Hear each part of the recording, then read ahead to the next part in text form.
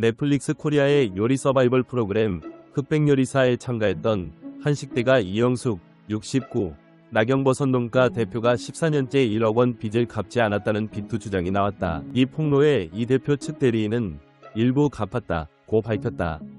하지만 갚은 금액이 얼만지는 밝히지 않았다. 이영숙 대표는 지난 2010년 4월 조모 씨로부터 1억 원을 빌리는 차용증을 작성했다. 당시 표고버섯 요리로 지역에서 유명했던 이 대표가 향토 음식점을 낼 준비를 하고 있었고, 표고버섯 관련 조합장이었던 조 씨가 이를 돕기 위해 자금을 빌려준 것으로 전해졌다.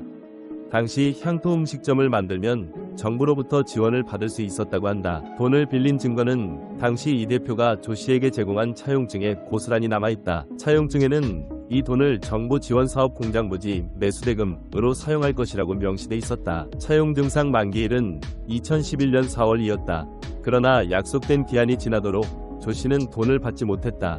만기 3개월 뒤인 2011년 7월 조 씨는 사망했다. 조 씨의 가족은 이 빚에 대해 몰랐으나 조 씨의 아들 A씨가 아버지 유품을 정리하던 중 지갑에서 차용증을 발견하면서 이 같은 사실을 알게 됐다.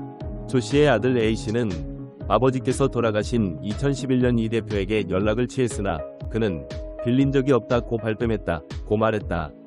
이에 A씨 가족은 그의 민사소송을 제기했다.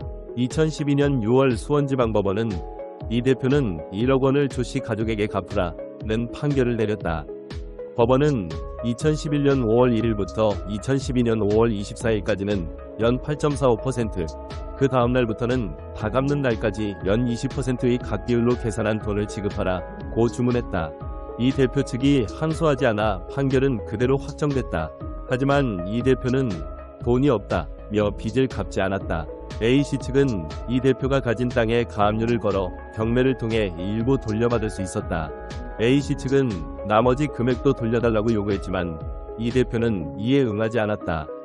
그런 이 대표는 2014년 예능 프로그램 한식대첩에 참가, 우승한 뒤 상금 1억 원을 받았다. 하지만 여전히 이 대표 측은 돈을 갚지 않았고, 조 씨 가족은 2018년 채권 압류 및 추심 명령을 신청했다.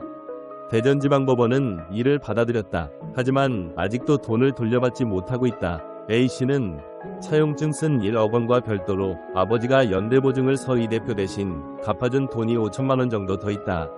1억 원도 안 주는데 5천만 원이라고 주겠나 싶어 구상권 청구를 안 했다. 작년 10월 기준 구상권 청구 시효가 10년으로 만료됐다며 이 대표가 저희 가족에게 갚아야 할 금액은 현재 이자를 포함해 3억 원 정도 되는 상태다. 그런데 이번에 흑백요리사에 출연해 또 이렇게 사람 속을 뒤집어 놓는다고 했다. 유족 A씨 측은 취재 과정에서 경매를 통해 1,900만 원 정도 받아냈다고 답변했으나 보도 직후 4,200여만 원이라고 밝혔다. 결국 이영숙 대표 측은 입장을 밝혔다. 이 대표 측은 오전에 이미 빌린 돈을 다 갚았다고 반박했다. 오후에는 이 대표 측 대리인은 서로 간 입장 차이가 있다. 이영숙 명인 이 돈을 빌린 건 맞으나 일부 갚았다며 갚아야 되는 것들이 있다면 갚아야 되는 게 맞다. 금주의 변호사와 이 사안에 대해 정리할 예정이라고 말했다. 이 대표 측은 악의적인 비방이라며 법적 절차를 강구할 방침이라고 밝혔다. 한편 이 대표는 2014년 예능 프로그램 한식대첩에 참가해 우승해 상금 1억을 받았다. 이후 최근 흑백요리사를 통해 선전한 뒤 화보 촬영, 토크 콘서트 등 활발한 활동을 하고 있다. 이영숙 대표는 흑백요리사에 출연해 4라운드 흑백 혼합팀전까지 진출했다. 당시 에드워드 리 팀에 소속돼 분투했으나 세미파이널 진출에는 실패했다. 이영숙은 1955년생, 올해 만 나이 69세인 이영숙은 나경버섯 농가 대표로 직업은 한식요리사이다. 결국 이 둘은 법정에서 시시비비를 다툴 예정이다. 유족 측은 다 안 갚았다 vs 이영숙 빌린 건 맞으나 일부 갚았다 입장. 중립기업